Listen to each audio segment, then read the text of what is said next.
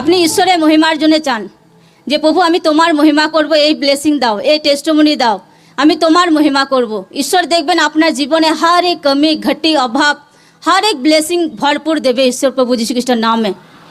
ঈশ্বরের মহিমার জন্য চাইতে হবে আপনাকে, নিজের জন্য নয়, নিজের জন্য নয়, ঈশ্বরের মহিমার জন্য।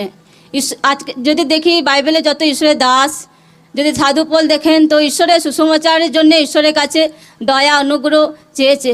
মণ্ডলী কলিসিয়া স্থাপিত করেছে সাধু পোল অনেক। তো ঈশ্বরের সে প্রেমের বার্তাকে হামেশা শিখিয়েছে যে তোমরা একের অপরকে প্রেম করো। যে যে ঈশ্বর তোমাদেরকে যে দাস যে লোক দিচ্ছে তাদের প্রতি প্রেমকে রাখবে, তাদের জন্য প্রার্থনা করবে, ঈশ্বরের ভবনে বুনবে। ঈশ্বরের বাক্যতে লেখা আছে, পেরিস চ্যাপ্টারগুলো লোকরা পড়ুক, করিন্থীয় চ্যাপ্টার, গালাতীয়, এফেসীয়, প্রেমের বিষয়ে কথা লেখা আছে, পাপের বিষয়ে লেখা আছে যে স্বামী স্ত্রী একের অপরকে প্রেম রাখুক। একের ওপরে পবিত্র বন্ধনে ঈশ্বর বেঁধেছে স্বামী স্ত্রীকে, তো একের ওপরের প্রতি প্রেম রাখা দরকার আছে।